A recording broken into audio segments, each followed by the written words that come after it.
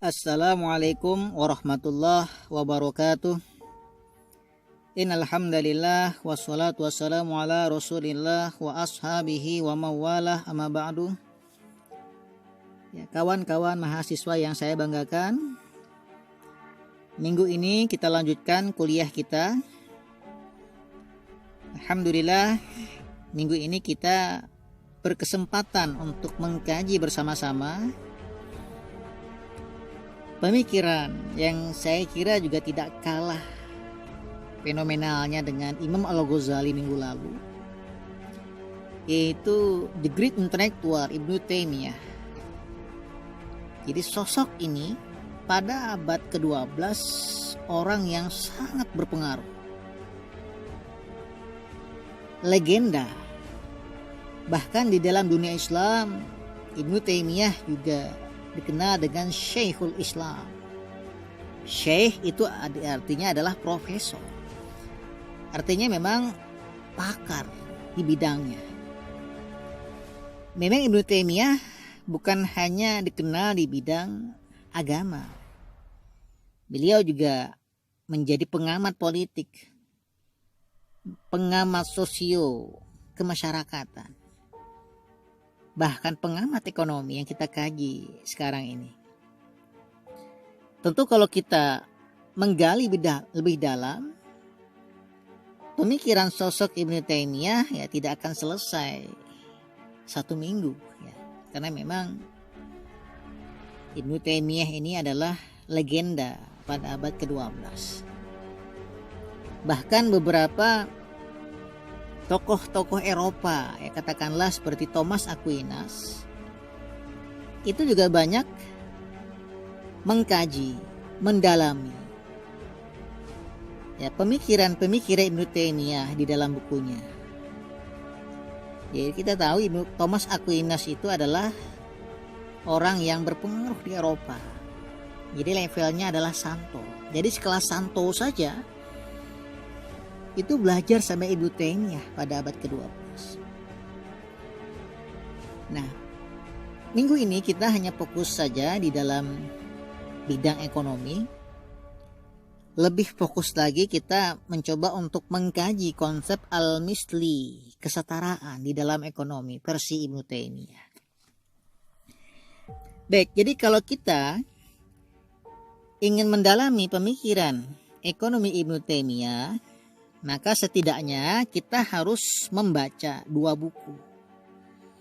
Buku yang pertama adalah Majmu'ul Fatawa, yaitu kumpulan-kumpulan fatwa yang dihimpun oleh Ibnu Taimiyah, baik yang ia kutip maupun yang ia keluarkan. Karena memang Ibnu Taimiyah juga punya prerogatif ya, untuk mengeluarkan fatwa. Kemudian buku yang kedua adalah Al-Hisbah fil Islam. Nah, di dalam dua buku ini banyak sekali teori-teori ataupun konsep yang dicetuskan oleh Ibnu Taimiyah yang berhubungan dengan ekonomi. Baik, pada waktu itu ya, tepatnya pada abad ke-12, jadi isu yang berkembang di tengah-tengah masyarakat adalah bahwa harga itu dibentuk oleh faktor keserakahan. Jadi ketika harga tinggi, asumsi yang tertanam di masyarakat adalah bahwa itu adalah kenakalan para pedagang. Asumsi yang terbentuk pada waktu itu adalah ketika harga tinggi itu adalah kezaliman para pedagang. Nah, Ibnu Taimiyah ketika dia mengamati fenomena sosioekonomi masyarakat, dia menyimpulkan bahwa faktor yang menyebabkan harga itu naik bukan keserakahan, bukan pula kezaliman, tetapi itulah fenomena ekonomi. Harga kadang naik, harga kadang turun. Harga naik, faktornya banyak yang menyebabkan. Harga turun juga demikian.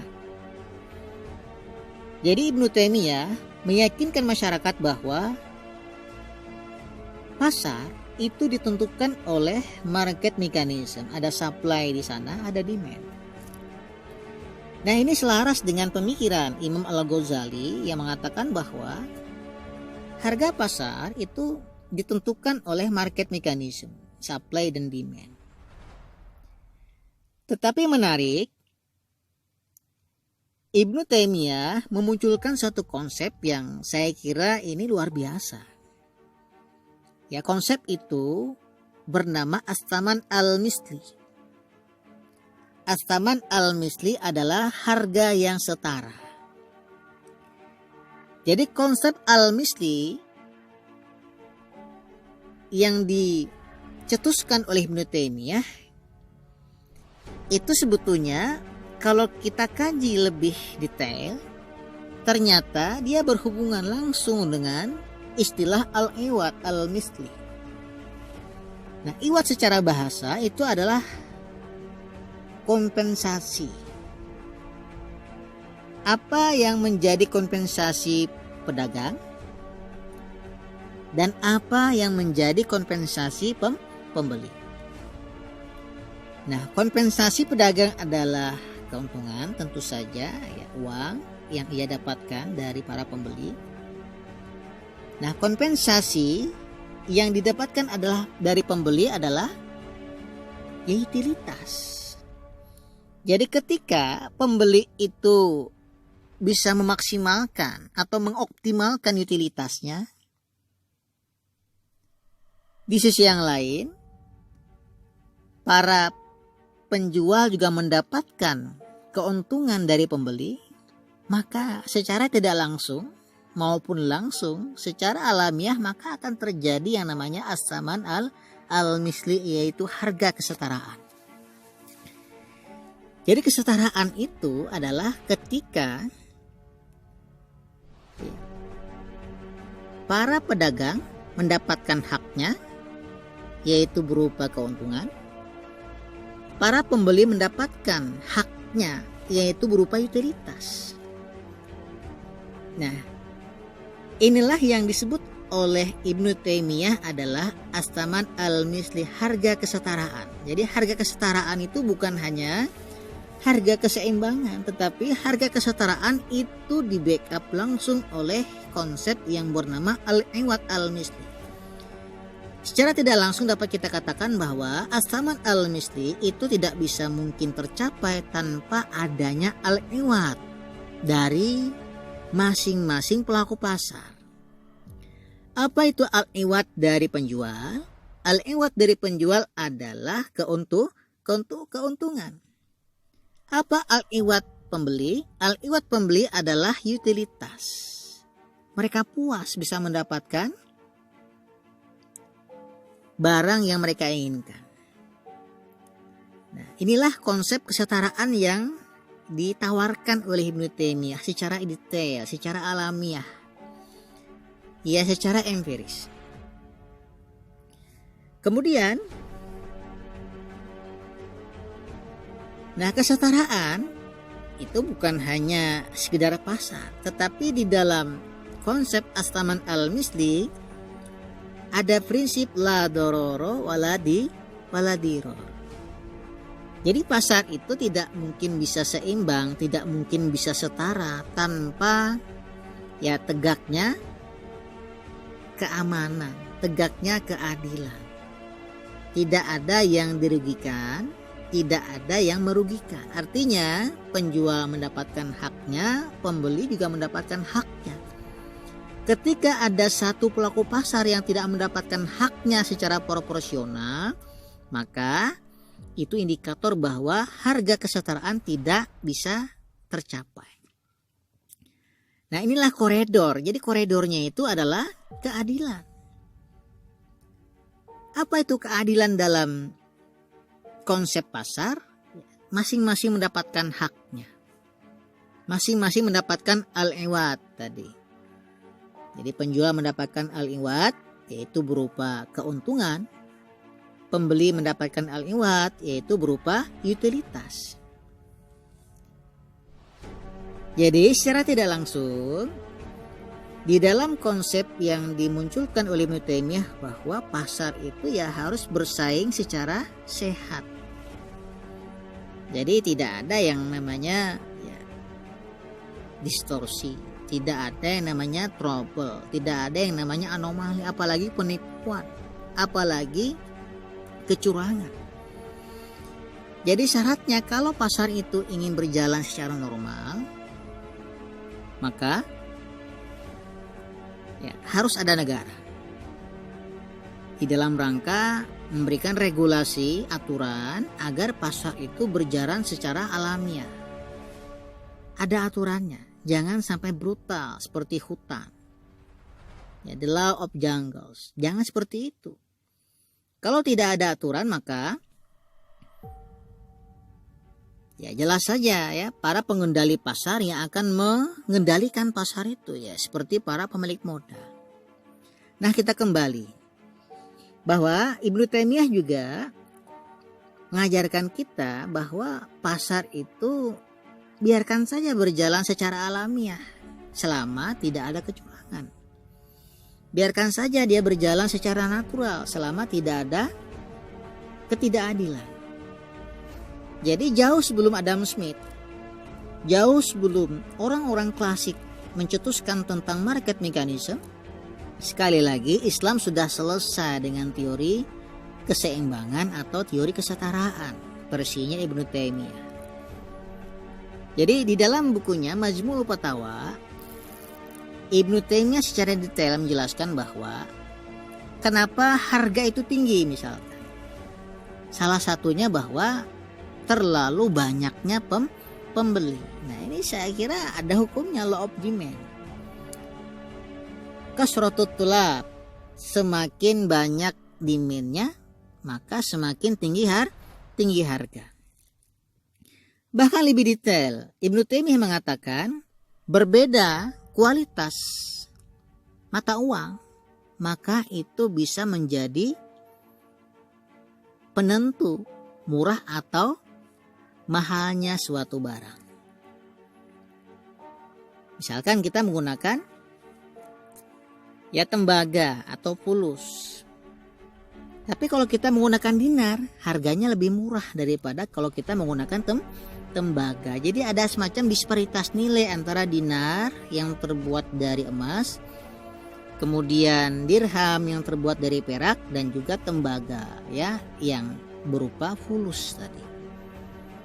Nah, artinya secara tidak langsung ya sangat ilmiah sekali Ibnu Taimiyah menjelaskan dalam bukunya Majmu'ul Fatawa bahwa harga itu yang menentukan bukan dari faktor kezaliman. Tetapi harga pasar itu punya logikanya sendiri yang ditentukan oleh faktor supply dan demand. Penawaran semakin melimpah maka harganya semakin murah. Demand semakin tinggi maka harganya semakin mahal. Nah, inilah ya pemikiran Al-Misli Ibnu Taimiyah di dalam ekonomi. Jadi saya kira sama ya seperti Imam Al-Ghazali ya. Siapapun dia ya kayak seperti Abu Yusuf, Abu Ubaid misalkan, Imam Hanafi pada abad ke-8 semuanya mengatakan pasar berjalan secara alamiah tanpa adanya intervensi pemerintah selama itu normal. Tapi yang menjadi prasyarat adalah pasar itu harus adil. Masing-masing pelaku pasar mendapatkan haknya. Penjual haknya adalah keuntungan, pembeli haknya adalah utilitas atau barang. Jadi selama para pelaku pasar mendapatkan haknya masing-masing, itulah salah satu indikasi daripada keadilan. Tapi ketika pembeli mendapatkan barang tetapi tidak sesuai dengan yang ia harapkan, artinya ada yang salah di sini. Bisa jadi penipuan dari para penjualnya atau bisa jadi ya terjadi semacam asymmetric information, informasi yang tidak simetris yang didapatkan oleh para pembeli. Maka ya, kita disarankan untuk meyakinkan barang itu harus jelas sejelas-jelasnya. Maka dalam Islam gharar hukumnya haram. Baik, Jadi yang ingin disampaikan oleh Ibnu Taimiyah adalah bahwa harga itu ya ditentukan oleh faktor supply dan demand, itulah yang namanya pasar yang sehat dan sempurna. Jadi dapat kita pahami bahwa harga yang setara itu adalah harga yang dibentuk oleh kekuatan pasar yang berjalan secara fair competition, bukan free competition. Nah, inilah perbedaannya ya dengan orang-orang klasik yang terlalu mengagung-agungkan kebebasan, bahkan menampilkan segala bentuk aturan, segala bentuk intervensi dari negara. Negara dianggap sebagai sesuatu yang distortif, yang bisa mengganggu keseimbangan pasar. Nah, ini jelas ya tidak sama dengan pemikiran intelektual dari Islam. Nah, Ibnu Taimiyah juga dikenal sebagai orang yang sangat mendorong negara hadir di dalam pasar atau di dalam ekonomi. Karena tanpa negara, pasar itu secara otomatis nanti ada yang akan mengatur. Ya, tetapi aturannya itu kadang-kadang dikooptasi oleh keserakahan, oleh kezaliman para pedagang. Memang tidak menutup kemungkinan keserakahan itu akan terjadi, ketidakadilan itu akan terjadi. Sehingga perlu semacam lembaga pengawas pasar yang bernama Al-Hisbah. Hisbah secara bahasa adalah ya hitung-hitungan. Orang yang menghitung, orang yang mengkalkulasi, orang yang mengawas, orang yang mengontrol. Jadi negara harus membentuk semacam lembaga pengawas pasar agar pasar itu berjalan sesuai dengan koridornya. Ketika terjadi kecurangan, maka inilah wilayah Al-Hisbah untuk menindak. Jadi fungsi Al-Hisbah bertugas untuk mengontrol, mengawasi pasar. Jadi ketika terjadi kezaliman, ketidakadilan, kecurangan, nah inilah domainnya Al-Muhtasib. Jadi Al-Muhtasib itu adalah komisionernya Al-Hisbah yang menindak pelaku-pelaku kecurangan di pasar. Jadi selama tidak ada kecurangan, maka Al-Hisbah ya tidak perlu. Tapi tugas Al-Hisbah adalah untuk mengawasi, mengontrol, bahkan menindak pelaku-pelaku yang curang di pasar. Nah, sebetulnya bukan hanya Ibnu Taimiyah ya, Al-Hisbah ini sudah ada sejak zaman Rasulullah. Tetapi di era Ibnu Taimiyah, Al-Hisbah ini menjadi ya highlight. Bahkan Ibnu Taimiyah juga menulis khusus secara rinci, secara detail di dalam bukunya Al-Hisbah fil Islam, lembaga pengawas pasar dalam perspektif Islam. Jadi pada prinsipnya kata Ibnu Taimiyah bahwa Al-Hisbah perlu sebagai wakil dari negara untuk mengawasi, untuk mengatur iklim, mengatur situasi, mengatur jalannya pasar.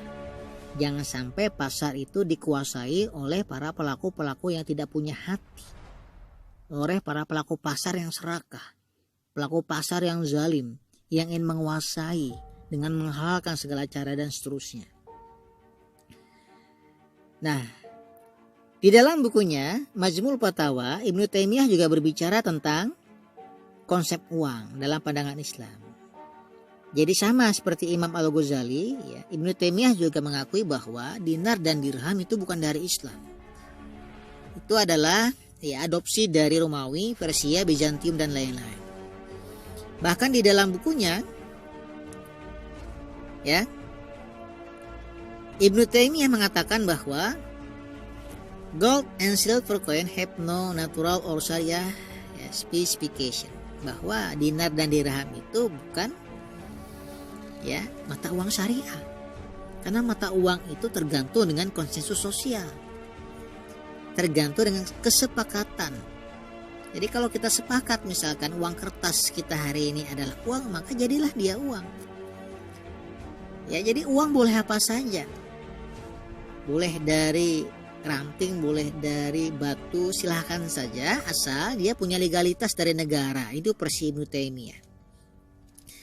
Jadi Ibnu Taimiyah juga punya pendapat bahwa uang tidak boleh diperdagangkan. Dia bukan komoditas. Uang sebatas alat tukar saja. Uang juga berfungsi sebagai pengukur nilai.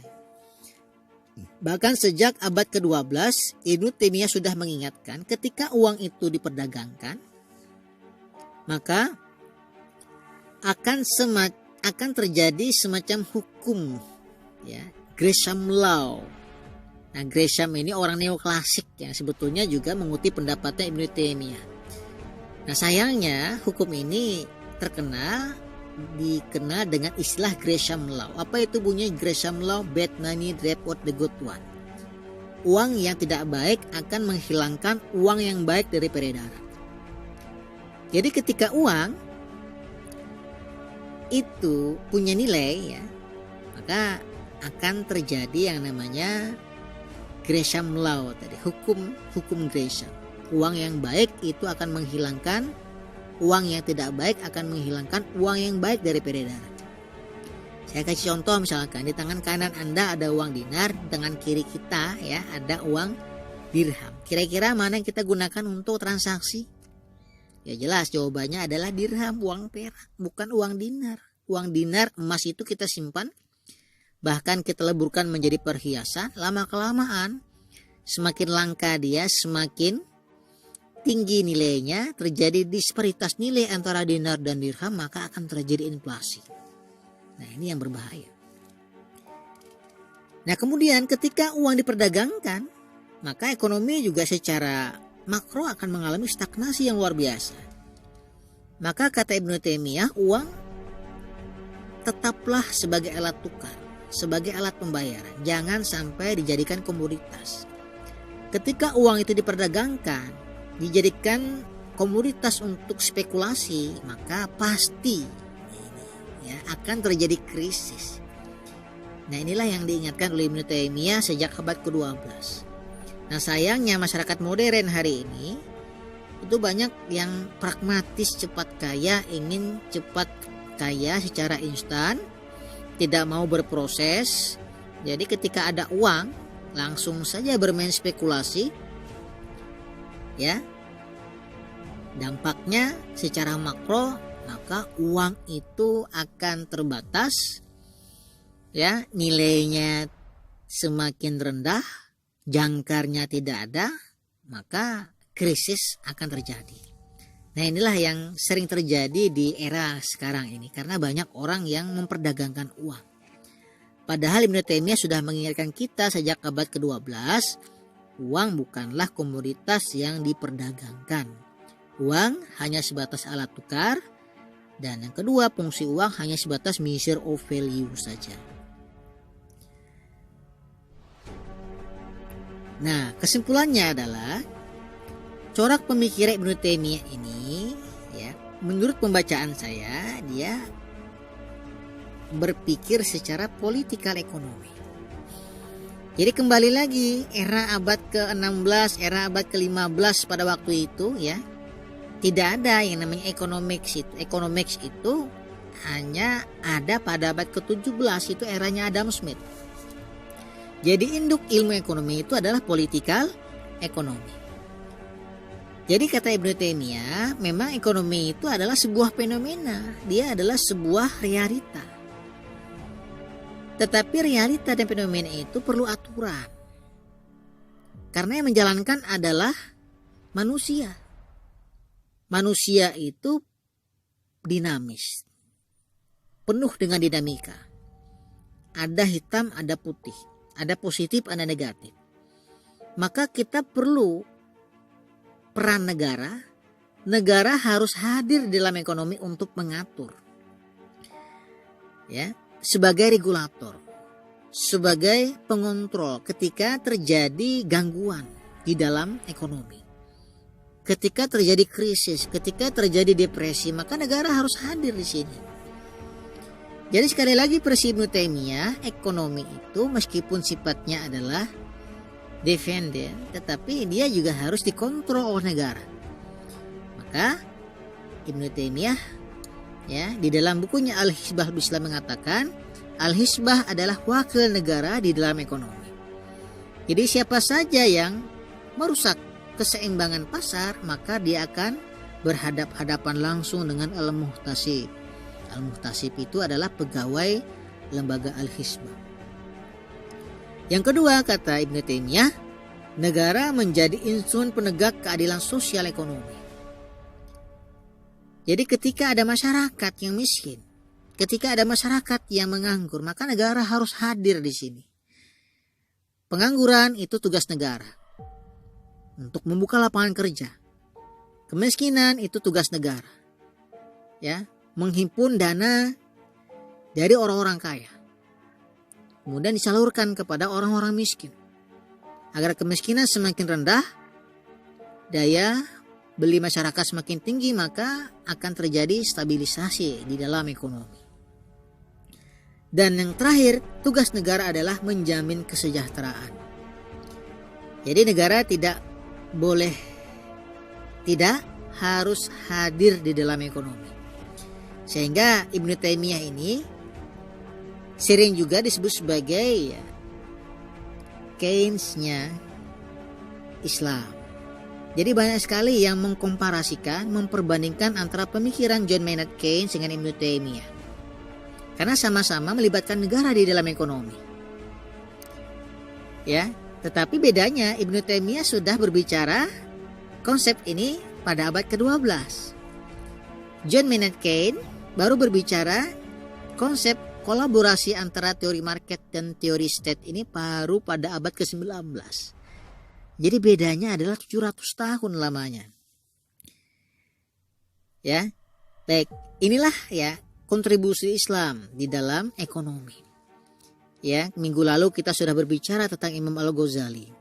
Minggu ini kita fokus pada Ibnu Taimiyah. Jadi konsep Ibnu Taimiyah di dalam ekonomi tadi adalah konsep al-astaman al-misli. Yang kedua adalah hadirnya negara di dalam ekonomi. Baik, saya kira itu saja yang dapat saya jelaskan minggu ini secara singkat. Ya, mudah-mudahan bisa dipahami. Bila taufiq wal hidayah. Assalamualaikum warahmatullahi wabarakatuh.